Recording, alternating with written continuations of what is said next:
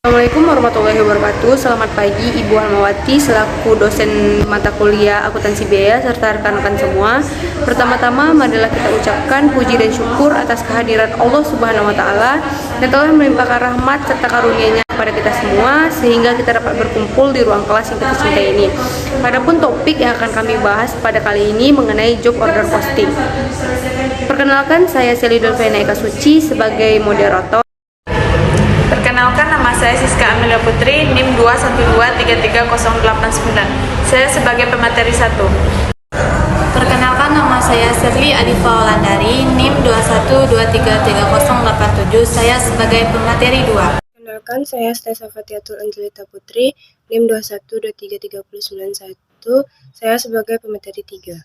Baik, pada kali ini kami akan membahas mengenai materi minggu 4. Yang pertama yaitu pengertian job order costing dan karakteristik biaya pemesanan.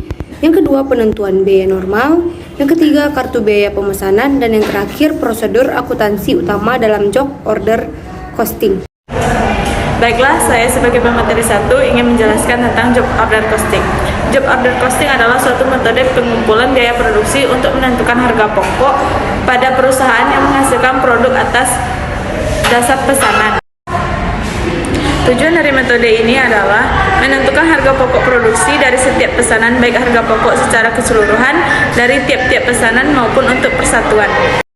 Karakteristik perusahaan yang produksinya berdasarkan pesanan dalam mengolah bahan baku menjadi bahan baku jadi berdasarkan pesanan dari luar atau dari dalam perusahaan sebagai berikut. Pertama yaitu proses pengolahan produk terjadi secara putus-putus. Jika pesanan yang satu diselesaikan dikerjakan, proses produksi dihendingkan dan dimulai dengan pesanan berikutnya. Kedua yaitu produk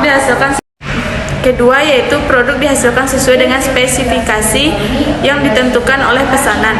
Ketiga yaitu produksi ditunjukkan untuk memenuhi pesanan, bukan untuk memenuhi persediaan di gudang. Baiklah, saya akan membacakan materi tentang penentuan biaya normal. Penentuan biaya normal adalah metode penetapan biaya yang melacak biaya langsung ke objek biaya dengan menggunakan tarif biaya langsung aktual agar dapat menghasilkan biaya produk yang dapat diperoleh setiap saat.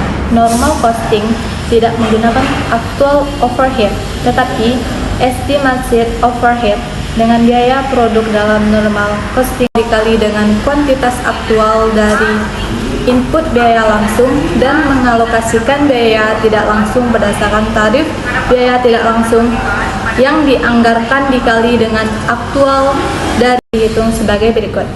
Biaya produksi sama dengan biaya aktual ditambah material langsung ditambah biaya aktual tenaga kerja langsung ditambah biaya estimasi overhead. Materi yang ketiga yaitu tentang kartu biaya pesanan. Kartu biaya pesanan adalah faktur atau dokumen yang isinya biaya pesanan yang mengakumulasi biaya-biaya untuk masing-masing pesanan. Fungsi kartu pesanan yaitu sebagai rekening pembantu yang digunakan untuk mengumpulkan biaya produksi tiap pesanan produk. Prosedur akuntansi utama dalam job order costing.